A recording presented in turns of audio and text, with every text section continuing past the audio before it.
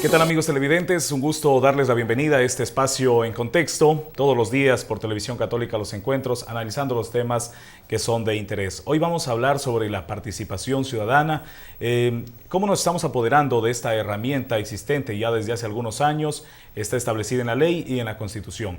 Vamos a hablar con una ciudadana muy conocida en Zamora, especialmente en Yantzaza. Hablo de Aida Maldonado, profesional en comunicación. Aida, gracias por acompañarnos. ¿Cuál es tu opinión acerca de la participación ciudadana? ¿Nos estamos apoderando de esta herramienta en el país? Bienvenida. Gracias, Paul. Bueno, muchísimas gracias por la invitación. No sabía que era tan conocida. Pero bueno, famosísima. Famosísima. Bueno, mira, contarte, Paul, que es muy interesante que se hable de participación ciudadana en medios locales. A mí me parece que los medios de comunicación son un actor fundamental para, no solamente para incentivar, sino para discutir sobre cómo está la participación ciudadana actualmente. Tú decías algo importante al inicio. La participación ciudadana es parte de un mandato constitucional. Y por ende también hay una ley orgánica de participación ciudadana en donde se han establecido diferentes mecanismos e instancias, ¿no es cierto?, en los cuales la ciudadanía puede trabajar con el gobierno en todos sus niveles. Y hablo aquí del Ejecutivo, en Zamora Chinchipe sería con el Ejecutivo desconcentrado y también con los gobiernos autónomos descentralizados.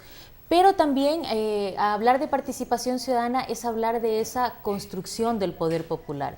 Mira tú que cuando tenemos ya la Constitución del 2008 empezamos a hablar de cómo podemos activarnos y cómo la ciudadanía puede participar de forma directa e incidir en la construcción de políticas públicas. Entonces, claro, empezamos a discutir con diversas organizaciones sociales a nivel nacional y también como ciudadanos o como actores sociales. Intervinieron también los medios de comunicación y la academia y dijeron, bueno, hay que establecer ciertos mecanismos e instancias para que la ciudadanía pueda discutir de las cosas que a veces no se tratan en sesiones de cabildo, por ejemplo, o de las cosas que no se están tratando en la asamblea. Pero empoderarnos, decir esa palabra me parece muy grande. Yo creo que la ciudadanía tiene un desconocimiento muy amplio de lo que es participación ciudadana. Mira que a partir del 2008 no solamente hay un precepto constitucional, sino que hay directrices para que todos los niveles del gobierno establezcan espacios de participación ciudadana. Yo les hago una pregunta aquí. ¿Cuántos de nosotros hemos participado en asambleas locales, por ejemplo, para ser parte de los consejos de planificación local y así poder aprobar los planes de desarrollo y ordenamiento territorial? Somos muy pocos. Pero entonces, ¿qué está pasando, Aida, con estos temas? Porque se escucha, por ejemplo, desde los GATS invitar por ejemplo, al presupuesto participativo. Se ven las fotografías de personas que asisten a estos eventos, pero luego vienen las quejas que de pronto no se ha priorizado obras en mi barrio, en mi parroquia. Entonces, ¿qué está pasando con esas asambleas? Mira, cuando las instituciones del Estado, y aquí también van los gobiernos autónomos descentralizados, hacen este tipo de invitaciones, no es que con eso, con hacer una invitación y hacer una pequeña reunión, yo ya activé un mecanismo de participación ciudadana. Para nada. Lo que la participación ciudadana implica no solamente es el involucramiento de la ciudadanía en primera instancia, sino que la ciudadanía debe conocer cómo se está desarrollando la planificación en su gobierno local, por ejemplo, el presupuesto, de qué manera se determinó no solamente para un año de trabajo, sino también para los 5 años de trabajo. Y este seguimiento tiene que ser establecido en doble vía, ¿no es cierto? Por un lado, la ciudadanía involucrada y por otro lado, las autoridades que rinden cuentas. Pero el tener una participación en una reunión una vez al año, pues eso no es participación ciudadana. ¿Y cómo podemos acceder? ¿Cómo podemos participar constantemente? Dar seguimiento a estos procesos. Mira, yo creo que aquí hay digamos que hay algo que nos han quedado debiendo las autoridades.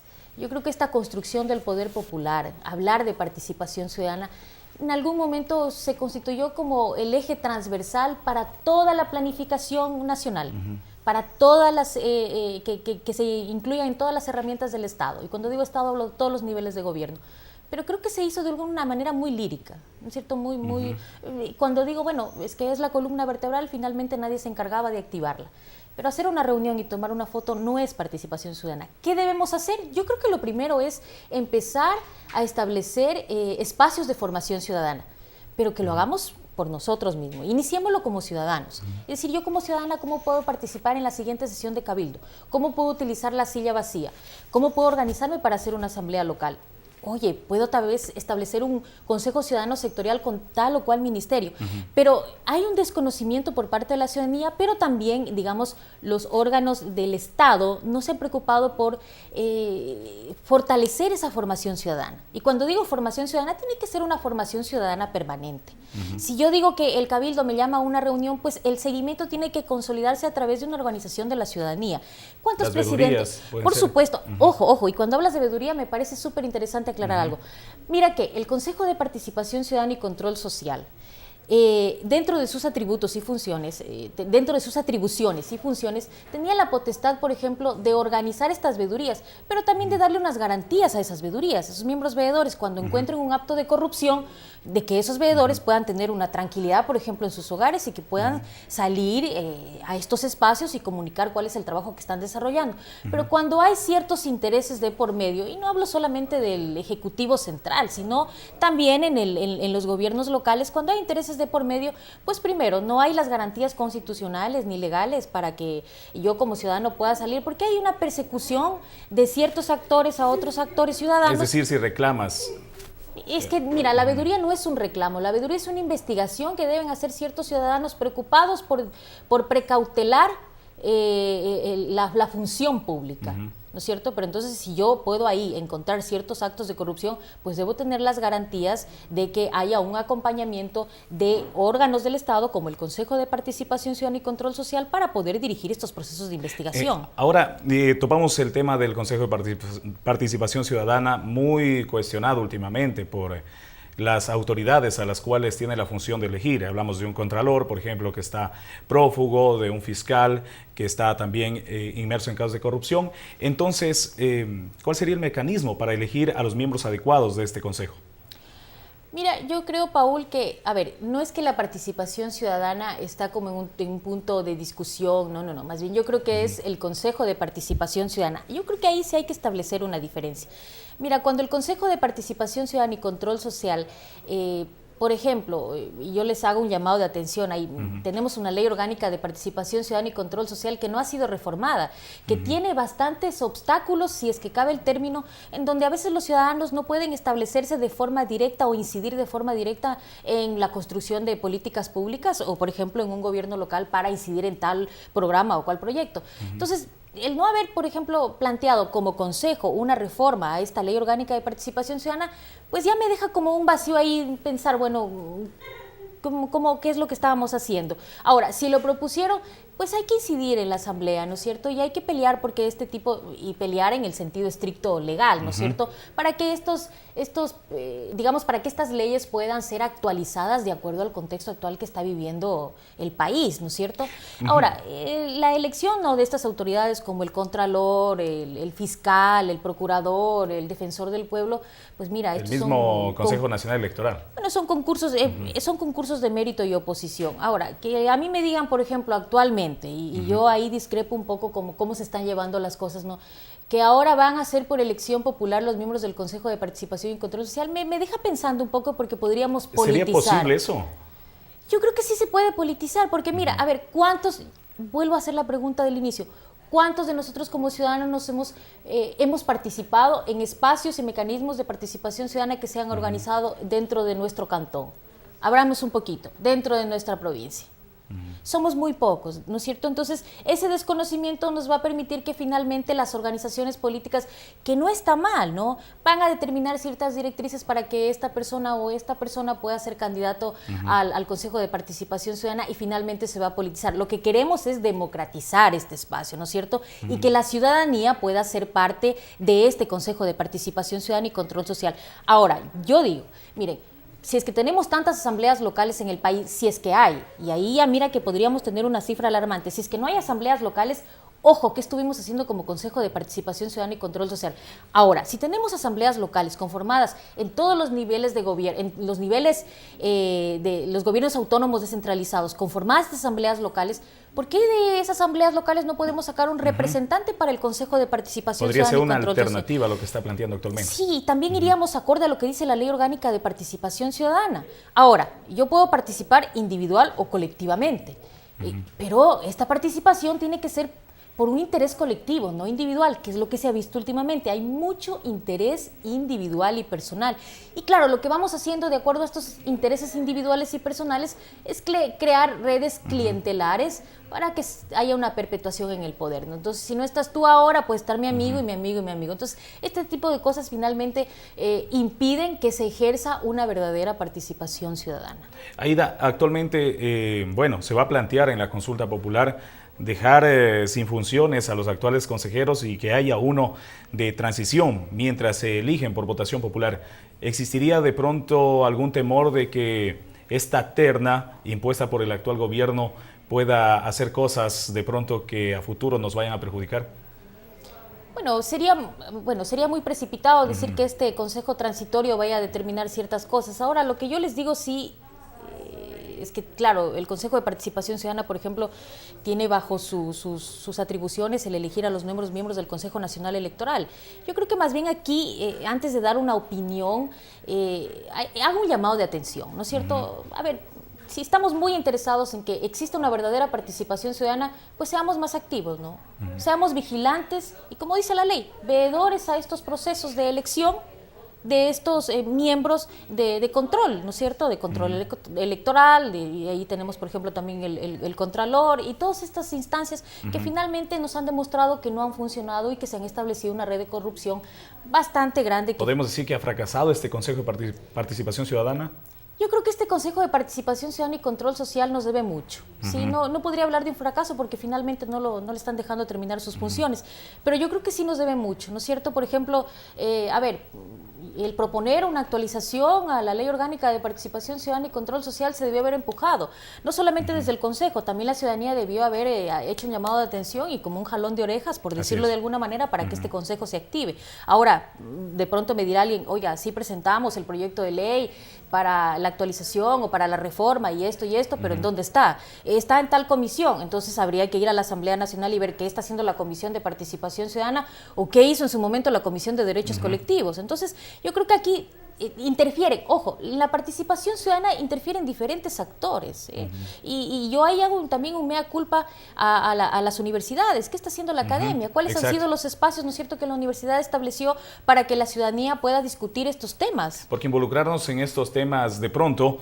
para los comunes, para los ciudadanos de a pie, se nos hace un poco complejo entender los mecanismos, la terminología inclusive, para poder acceder, pero en sí los nuevos profesionales en derecho, en comunicación, en diferentes ramas, podrían inmiscuirse, ¿no?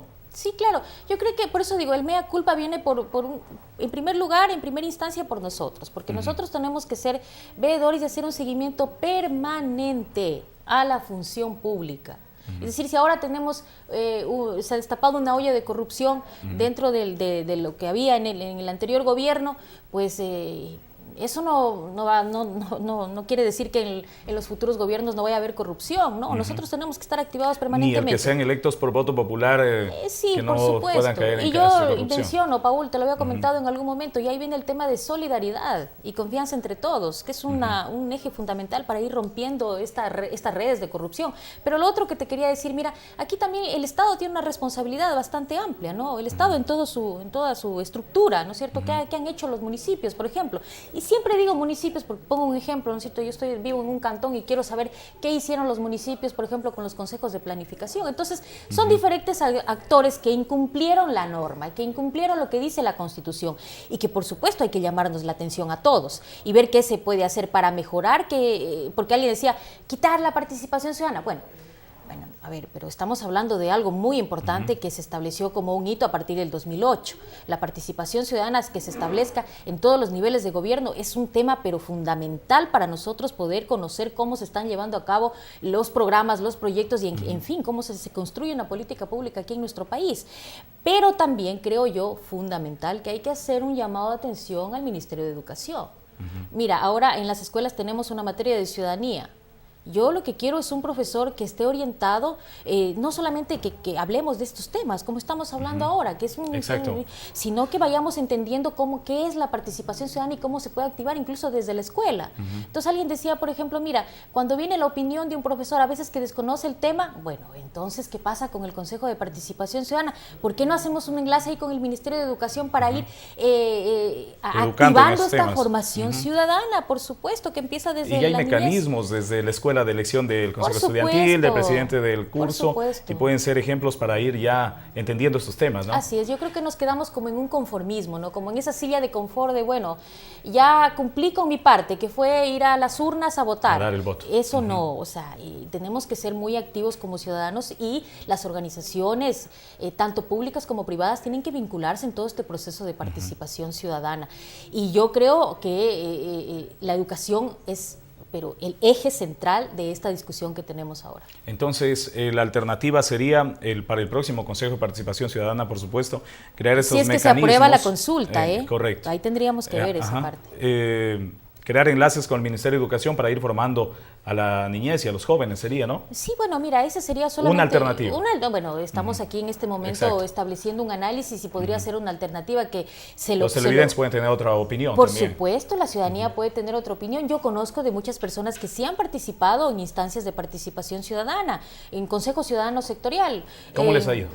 Mira, ahí hay un tema y ahí quería llegar.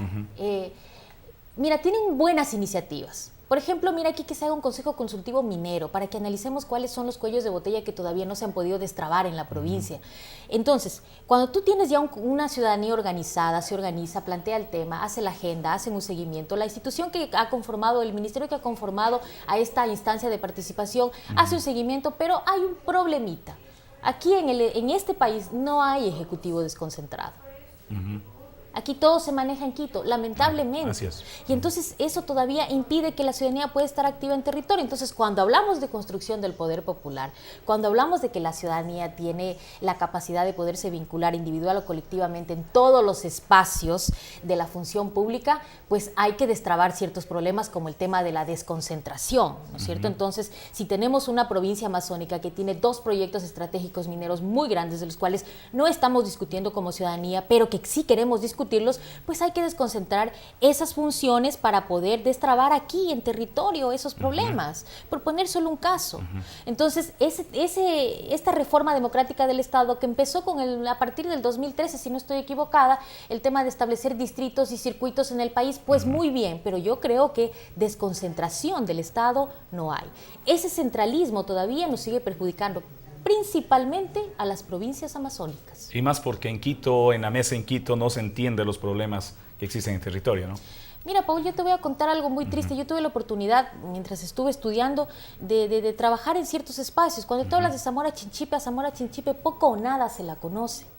Y de lo poco que se conoce es porque hay un proyecto minero, o porque hay 1 o 2 proyectos mineros, y eso es triste. Eso es triste. Y te estoy hablando del Ejecutivo, ojo. Entonces, desconcentrar el ejercicio público en territorio es fundamental para que la ciudadanía se pueda activar. Y por otro lado, que la ciudadanía empiece a empoderarse con el conocimiento a través de la educación, de la formación permanente. Son cosas que debemos seguir discutiendo y analizando. Muy bien, Aida, el tiempo se nos ha terminado, pero tendremos oportunidad de hablar de este y otros temas muy interesantes. La participación ciudadana hoy ha sido el tema principal, aprovechando también que es un tema coyuntural por la consulta popular también que se viene. Quiero dejarte con tu mensaje final en cuanto a participación ciudadana, ese mensaje a los ciudadanos y ciudadanas para poder empoderarnos de estos derechos que son constitucionales. Sí, bueno, yo quiero hacer un llamado, bueno, después del mea culpa quiero hacer un llamado a todos, ¿no es cierto? ¿Por qué no nos organizamos provincialmente, cantonalmente y planteamos una iniciativa popular normativa por los proyectos estratégicos mineros que tenemos acá? ¿Cuántas iniciativas populares normativas hemos presentado en la Asamblea Nacional? Tenemos aquí 2 representantes en la Asamblea y a través de ellos podemos presentar esta iniciativa popular normativa para ir destrabando estos problemas que tenemos en la provincia, que no solo afectan económicamente, ojo, también afectan política y socialmente. Entonces yo invito nuevamente a que todos nos organicemos y empecemos a ver cuáles son los mecanismos que nos van a permitir no solamente un desarrollo capitalistamente hablando, sino también que nos va a permitir tener ese gran vivir del que hablábamos en algún momento. Y eso pues principalmente va a beneficiarnos a nuestros hijos. Así es. Aida, te agradezco por tu participación. Nos ha dado nuevas luces en cuanto a este tema de participación ciudadana, cómo estamos aprovechando los ciudadanos de estos derechos. Amigos, ustedes tienen la palabra en redes sociales, nos pueden dejar sus comentarios y sugerencias de temas e invitados para este espacio que es de ustedes. Les agradezco, será hasta la próxima. Sigue en sintonía de TVC Los Encuentros.